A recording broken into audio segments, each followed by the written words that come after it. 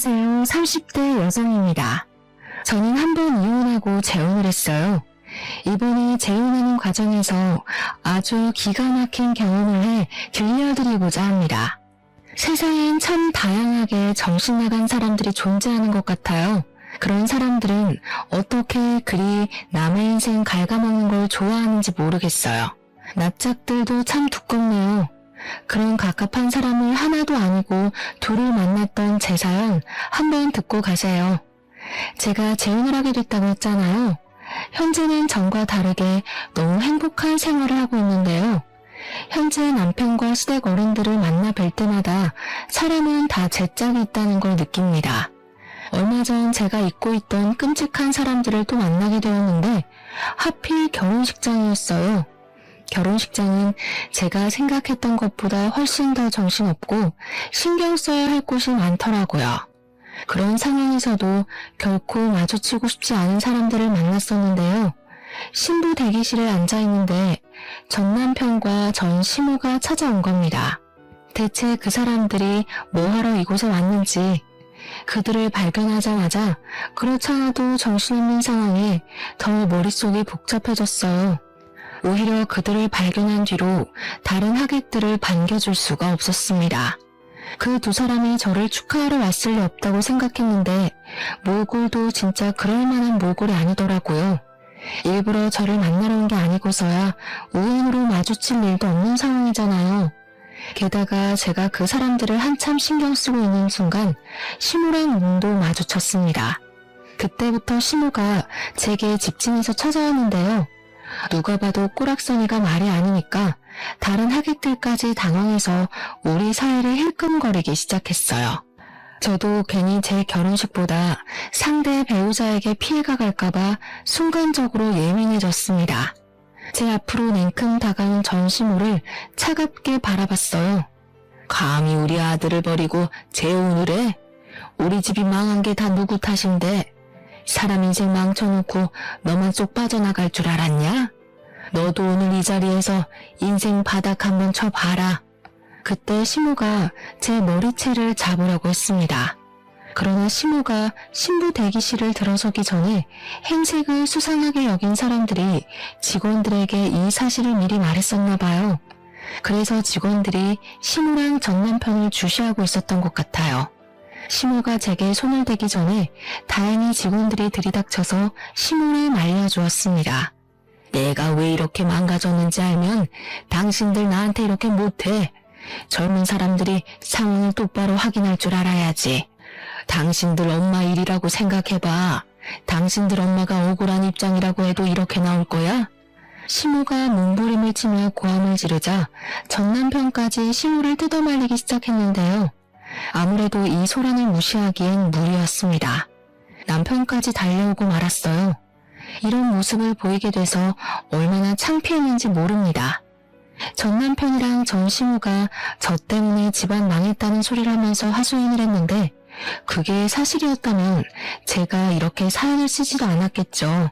까지 반성 못하고 저렇게 나대는 꼴이 뇌리에 너무 크게 남아있어서 소문이라도 내고 싶네요.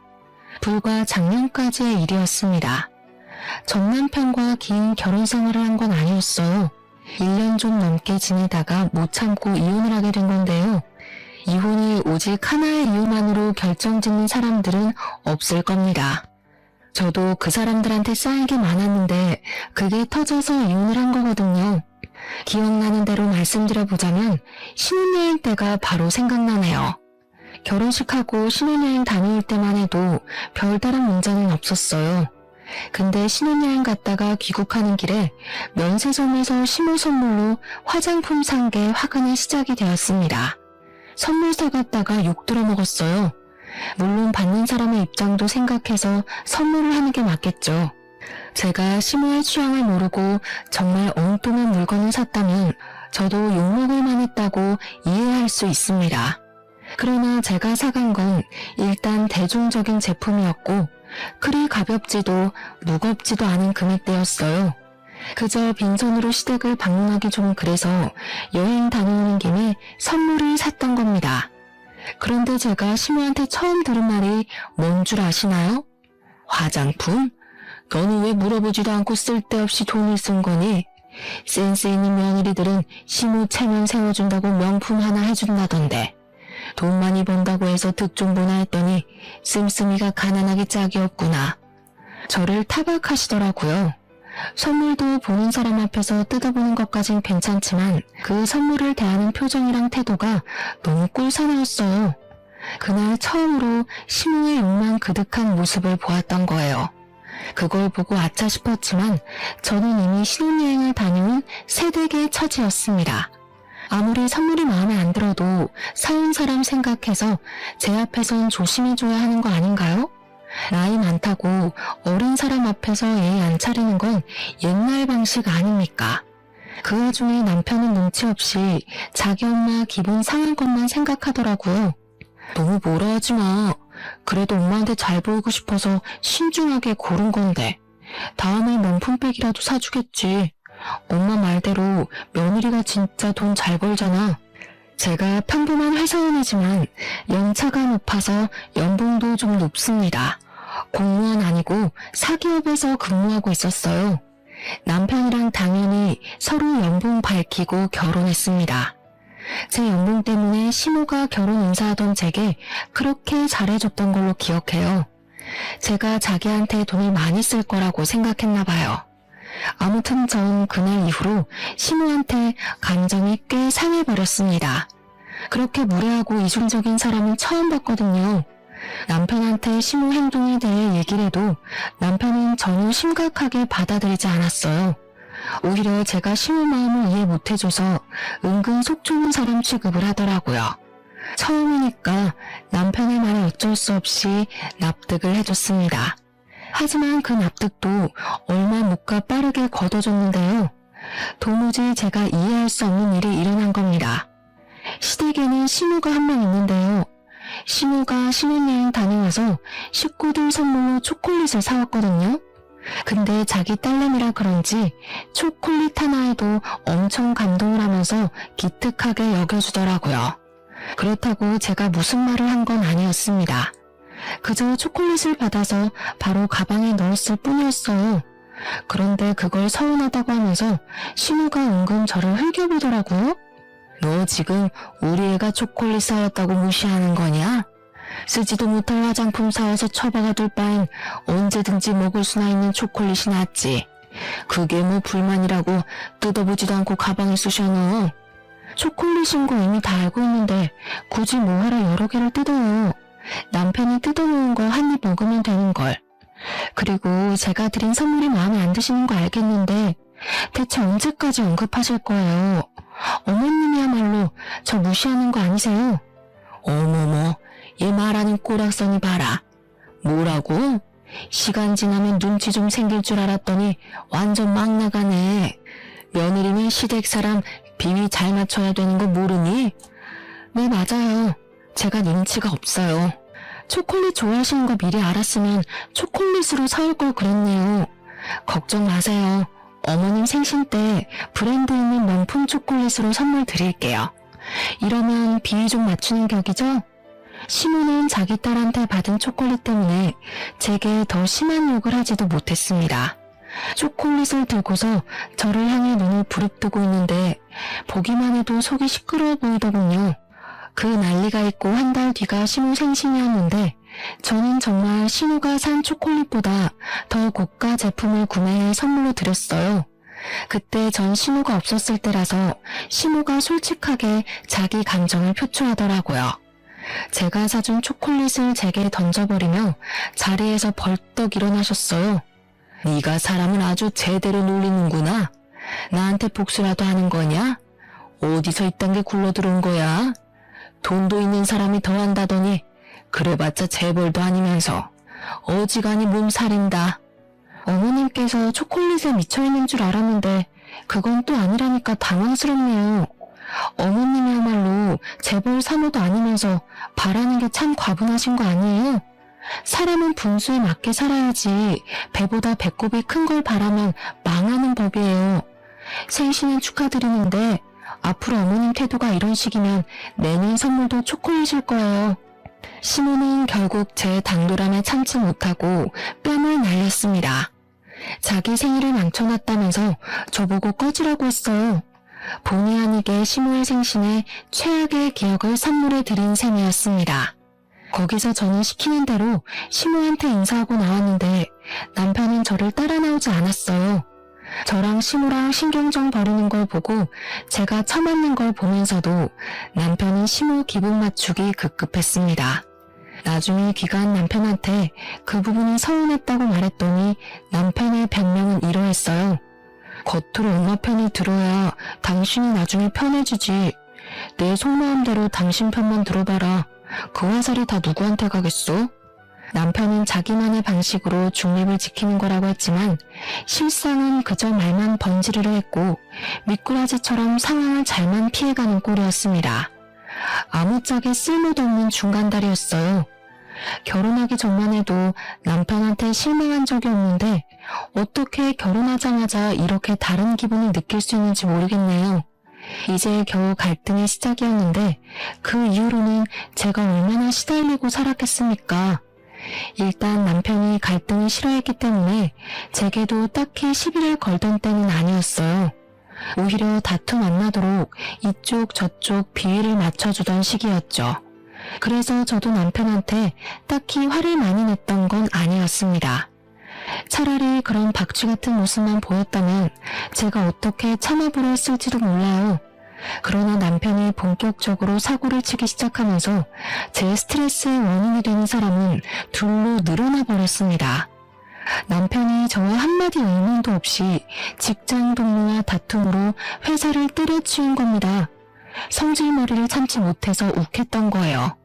그러면서 뒤이어 하는 말은 아주 철부지가 따로 없었는데요. 나 사업하려고 도무지 나랑 안 맞는 사람들이랑 일하는 거 신경질 나서 못하겠어. 나도 나이 먹을 만큼 먹었는데 언제까지 남 눈치 보면서 참고 살아야 돼? 당신이 나 좀 도와줘. 장인어른이 아파트 당신 명의로 해줬잖아. 그거 담보 잡아서 대출 좀 받자. 내가 사업 대박 터뜨려서 당신 호강시켜줄게. 정신 나갔어? 당신이 사업에 대해서 뭘 안다고 사업을 해. 그러다 더 큰일 나면 어쩌려고. 빚더미 앉은 집안 중에 사업한 사람이 대다수야. 사업이란 게 자기 혼자만의 문제가 아니잖아요. 가정이 있는 사람이 마치 잃을 거 없는 것처럼 무모한 도전을 하려고 하길래 기가 막혔습니다. 직장 동료랑 싸워서 홧김에 사표 낸 것이 잘한 일인가요? 이럴 때 기죽어서 수그리고 들어가면 직장에서 무시당한다며 떵떵거리는데 정말 한심해 보였습니다. 남편이 쓸데없는 용기 때문에 우리 가정을 위태롭게 만들 수는 없어서 저는 남편의 그 제안을 바로 거절해버렸어요. 그랬더니 남편이 시모한테 그 사실을 얘기한 겁니다. 우리 사이의 문제인데 왜 시모까지 끌어들이는 건지 모르겠어요. 덕분에 이건 더 이상 부부의 문제가 아니라 집안의 문제로 커져버렸습니다. 시모가 우리 집을 찾아와서 남편이 했던 사업 얘기를 하기 시작했는데요. 저한테 돈이라도 맡겨놓은 줄 알았어요. 제 명의의 건물인데 시모가 당당하게 자기들 재산처럼 언급하더라고요. 우리 아들이 원하는 대로 다 해주는 게 좋을 텐데 네가 사업에 대해서 뭘 아니?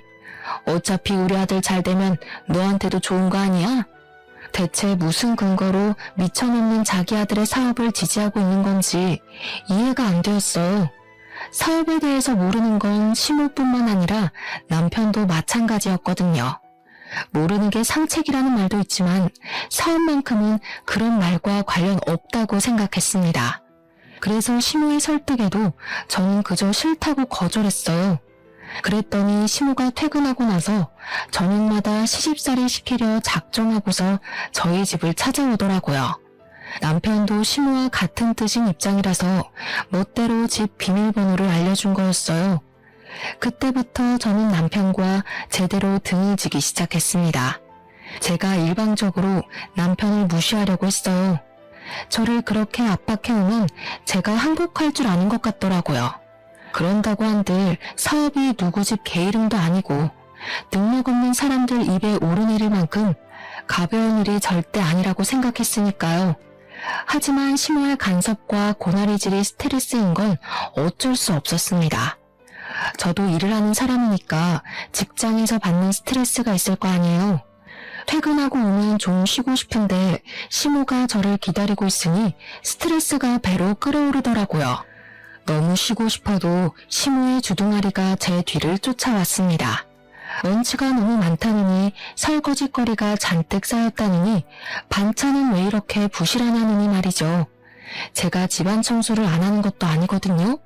근데 시모는 꼭 제 손 닿을 수 없는 곳을 살피면서 이따위로 하는 것도 청소냐고 엄청 지적했습니다. 게다가 설거지는 제가 먹은 그릇들이 아니에요.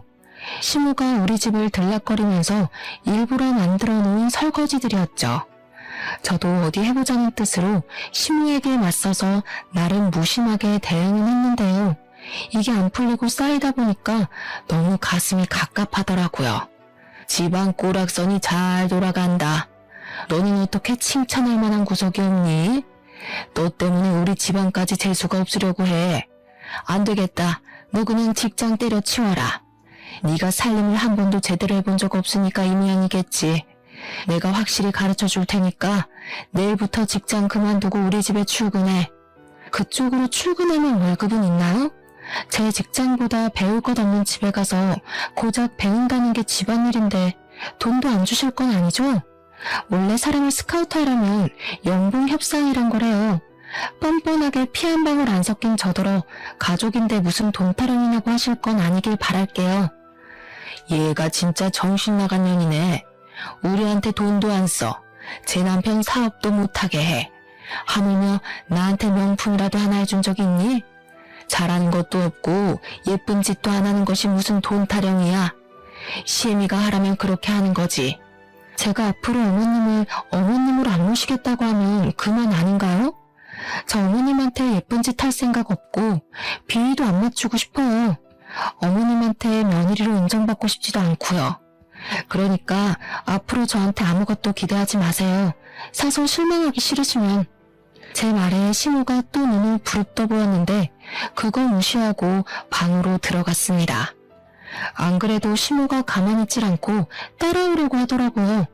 문 잠그고 쉬었어요. 안방에도 화장실이 있으니까 그곳에서 한참 씻고 나왔습니다. 방 밖에 조용한 것 같길래 문 열고 나가보니까 남편밖에 없더라고요. 제가 방에서 나오자 잠깐 외출했던 남편이 표정 굳은 채로 제게 다가왔어요. 나를 그렇게 못 믿을 거면 나랑 결혼 왜 했어? 우리가 남도 아니고 내가 무조건 성공시켜줄 수 있다니까. 왜 안 믿어줘?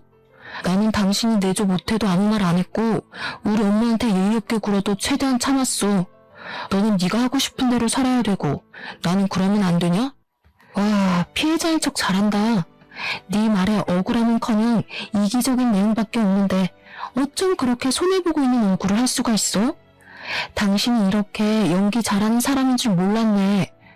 어머님한테 들었는지 모르겠는데 나 진짜 마지막으로 경고하는 거야. 난 사업 절대 반대야.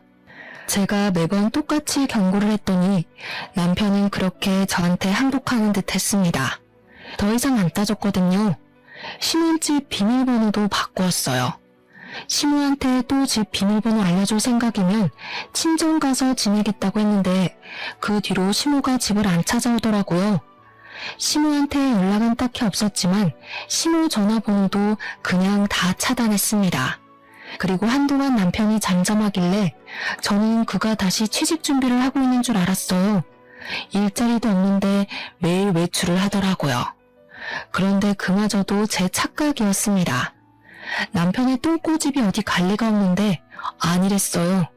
그동안 남편은 사업에 단 1%도 미련을 못 버렸던 거예요. 결국 사업장을 차리게 되었다고 저한테 먼저 말을 걸더군요.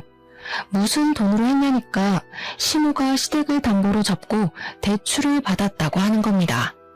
시댁 재산은 오직 아파트밖에 없거든요. 근데 비전 없는 남편한테 전 재산을 걸고 자금을 해결해 줬다네요.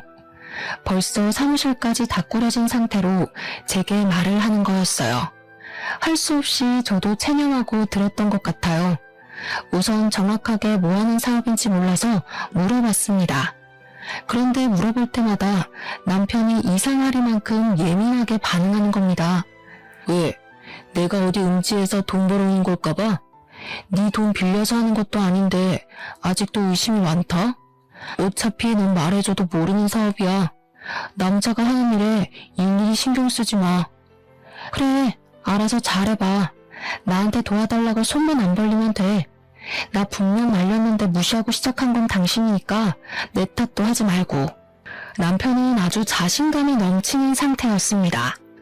대체 무슨 일을 하길래 저렇게 성공을 보장하는 건가 궁금하기도 했어요. 그렇지만 더 물어보진 않았습니다. 굳이 가라앉힌 갈등을 다시 들추고 싶지 않았거든요. 그렇게 불안감만 안고서 시간을 보냈는데요.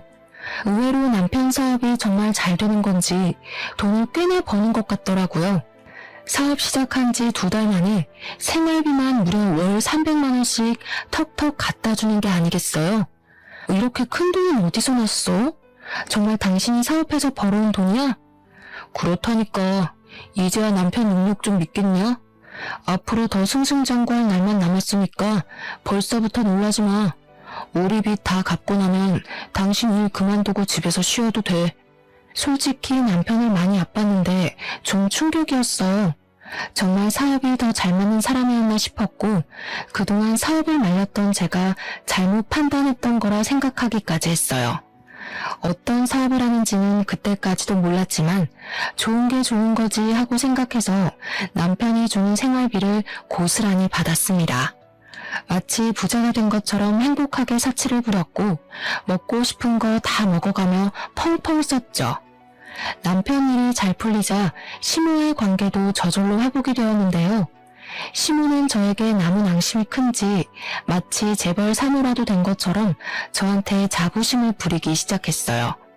그게 저의 심기를 불편하게 만들었고 자기 아들 믿고 제게 함부로 하기만 하는 시모한테 점점 질려갔습니다. 그 와중에 짜증났던 건 남편이 또 시모한테 집 비밀번호를 알려줬다는 거예요. 내 아들 돈으로 펑펑 놀고 먹는다면서? 네 돈 주기는 싫고 내 아들 돈은 쓰고 싶나 보지? 그렇게 돈 좋아할 거면서 뭐하러 쎄님인 척 딱딱하게 굴었대?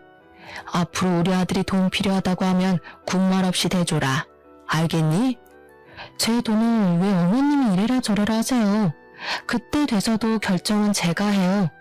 그리고 사업은 길게 보는 거지 시작 때 성공했다고 쭉 성공하리란 법 없잖아요. 벌써부터 긴장 놓지 마세요.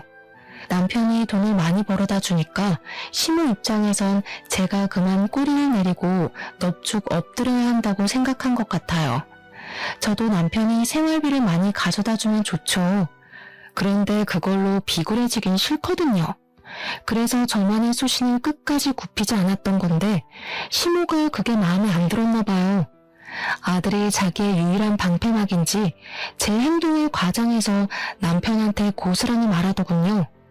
남편 역시 제 편은 아니었어요. 남편도 돈 때문에 제가 굽히고 들어오길 바랬습니다.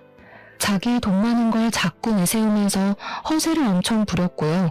자기 엄마 무시하냐고 엄청 많이 발끈했어요. 두 사람의 갑질이 기분 나빴지만 그래도 남편이 생활비를 많이 주니까 그냥 참았어요. 그렇게 날을 보내던 어느 날이었어요. 갑자기 남편과 싸웠다던 그 직장 동료가 제게 따로 연락을 해온 겁니다. 너무 느닷없는 발신자라서 아무 생각 없이 받았는데요. 그 동료 직원한테서 놀라운 사실을 들었어요. 남편이 회사에서 잘 내게 된 이유를 설명해 주더라고요.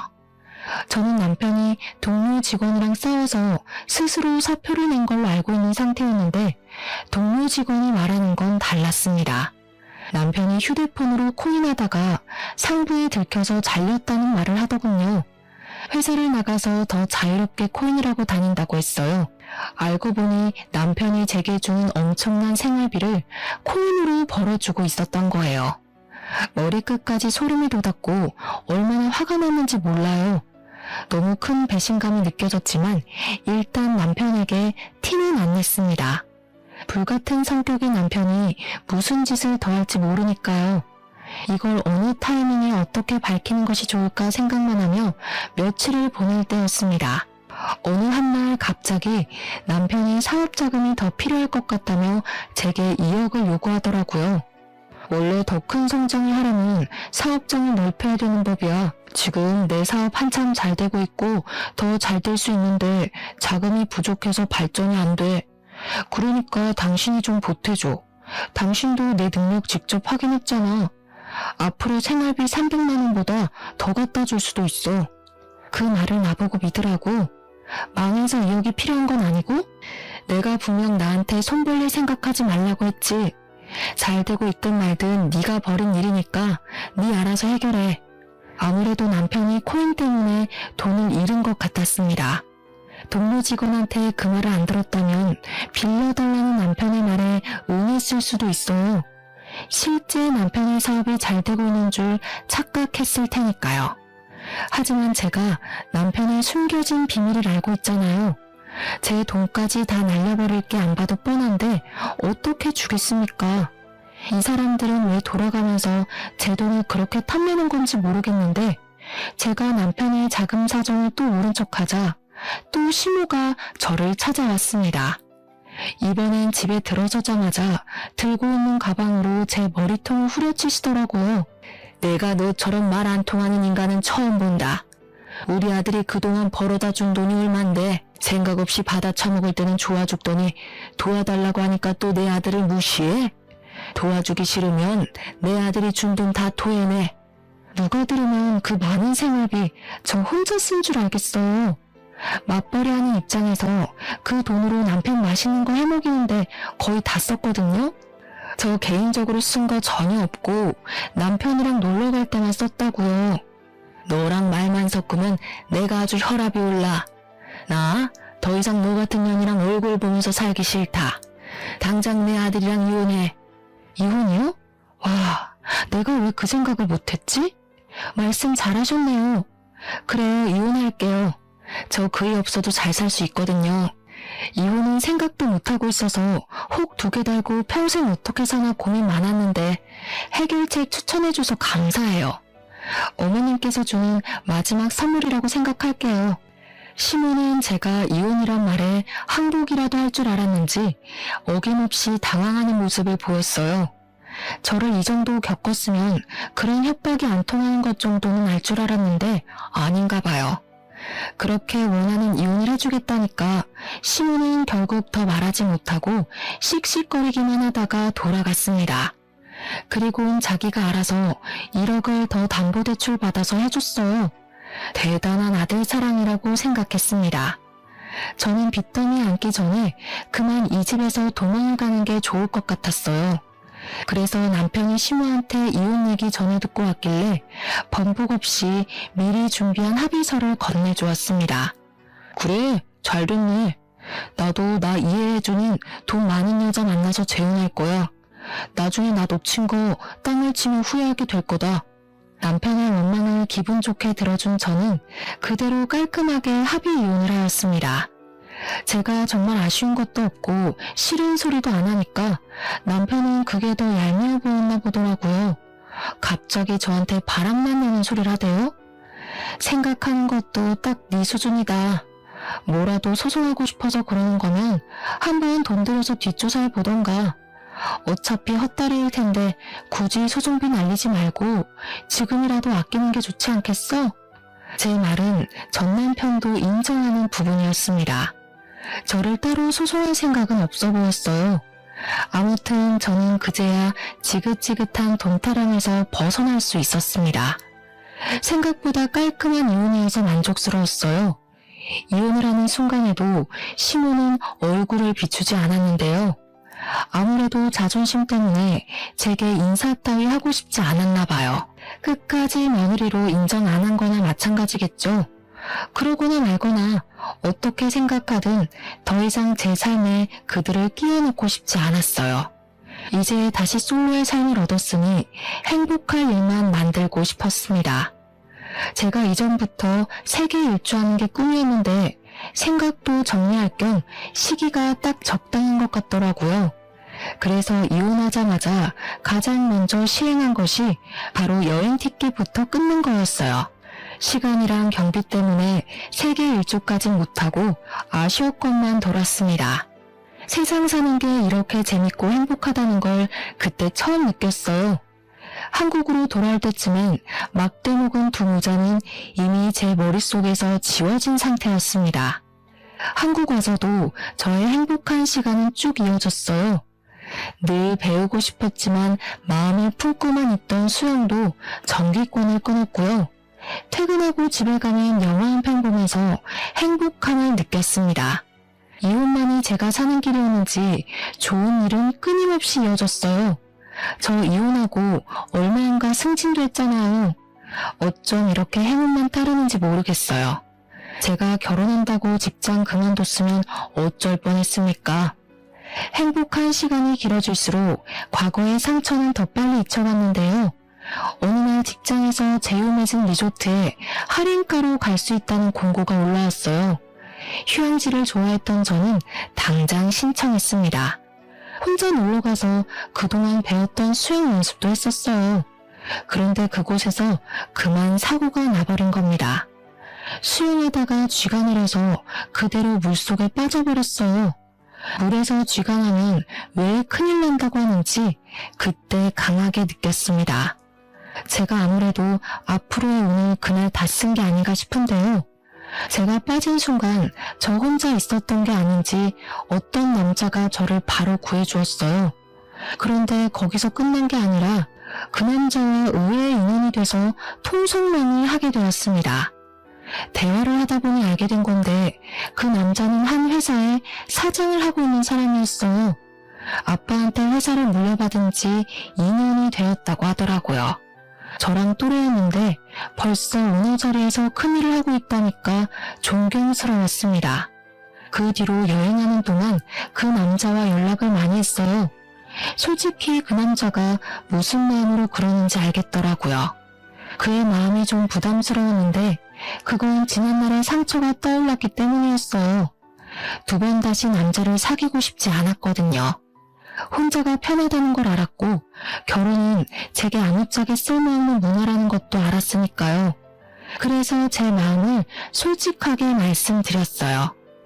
하지만 그 리조트 남자분이 쉽게 물러나질 않더라고요. 자신이 은인이라는 이유로 계속 밥 한 끼 하자며 연락을 지속했습니다. 원래 은인이랑은 평생 가야 하는 거라는 농담까지 하면서 저보고 친구로만 지내도 좋으니까 연락만 하자길래 할 수 없이 만남을 이어갔죠. 그렇게 마지못해 연락하다가 마음이 움직여서 연애까지 하게 된 겁니다. 사귀기까지 한 2년은 걸렸어요. 그동안 기다려준 남자에게 감동한 부분도 있어서 마음이 움직였던 것 같네요. 그분은 제가 이혼한 여자라고 해도 개의치 않아 하더라고요. 그것도 좀 신기하긴 했어요. 그리고 그 남자도 한 번 갔다가 온 남자라고 했습니다. 전처가 의부증이어서 이혼했다고 하더라고요. 차라리 잘 됐다고 생각했어요. 저만 이혼의 입장이면 남자한테 너무 미안할 것 같았거든요. 서로 이혼의 상처를 보듬어 줄 수 있으니까 제 마음이 더 열렸던 것 같습니다. 그렇게 연애 2년 만에 갑자기 이 남자와는 진짜 잘 살 수 있겠다는 마음이 들었어요. 정말 위험하게도 결혼의 감정이 들었다는 거죠. 취미생활도 비슷했고 제가 뭘 하던 전부 이해를 해주니까 한 번도 느껴본 적 없는 다정함을 많이 느꼈습니다. 그 남자 옆에 있으면 마음이 저절로 따뜻해졌어요. 그리고 무엇보다 시부모님이 사업체를 이끄는 사람이다 보니까 재산도 꽤나 있으셨고 가정이나 노후도 탄탄하게 대비가 되어 있는 분들이라 다른 걱정이 없었습니다. 그걸 남자가 더 많이 어필해줬어요. 저한테 아무것도 하지 말고 몸만 오라고 하더라고요. 손에 물 한 방울 안 묻히게 한다는 약속은 못하겠지만 2번이나 같은 상처 받게 하는 일은 절대 없을 거라고 약속까지 해주었습니다. 시집와서 알콩달콩 살아보자는 남자의 말에 저는 끝내 재혼을 결심했어요. 생명의 은인이 제 남편이 된 거죠. 그리고 결혼을 준비하는 과정에 축복이 찾아왔는데요. 제가 임신까지 하게 된 겁니다. 그렇잖아도 재혼으로 축하받고 있었는데 완전 겹경사였어요. 무엇보다 시부모님이 가장 크게 축하해 주셨습니다. 저보고 고생했다면서 외제차를 한 대 뽑아주는 거 아니겠어요? 너무 과분한 선물이라 괜찮다고 말렸지만 시모가 제 두 손을 꼭 잡으면서 자기 아들이 이렇게까지 많이 웃는 건 처음 봤다고 저보고 은인이나 다름없다고 하더라고요. 남편이 이혼하고서 몸도 마음도 많이 상했었나 봅니다. 시모가 남편 걱정으로 두 발 뻗고 잔 적이 없다고 했어요. 저를 만나고부터 남편한테서 다시 화색이 돋았는데 시모한테는 그게 그렇게 세상을 다 가진 것 마냥 고마웠다고 하네요. 그러면서 시모가 앞으로 힘든 일 있으면 절대 참지 말고 자기한테 말해달라고도 했어요. 이혼녀란 저의 꼬리표가 보기 싫을 수도 있을 텐데 시모는 그런 소리 한 번도 하지 않았고 그저 저만 보면 예쁘다는 소리만 남발하셨습니다. 결혼이 두 번째인데도 그런 관심은 처음 받아서 당황스럽다가도 행복했어요. 그렇게 결혼식 당일이 되었어요. 시부모님의 힘으로 결혼식이 아주 성대하게 열렸습니다. 그리고 그곳에서 초대하지 않은 손님들이 찾아오고 말았어요. 너무 기쁜 날에 제 기분을 다 망치는 두 사람이 나타나고 만 겁니다. 바로 전 남편과 전 시모였어요. 이혼하고 처음 보는 자리였는데 그게 하필 제 결혼식이었네요. 상상만 해도 최악이지 않습니까? 아무튼 멀찍이 있는 그들을 먼저 발견한 저는 처음부터 아는 체를 하지 않았어요. 일단 전 남편이랑 전 시모의 몰골이 누추한 게 옷도 꽤 제재했어요. 어디 며칠간 노숙한 것 같은 꼬락선이라서 좀 놀랐습니다.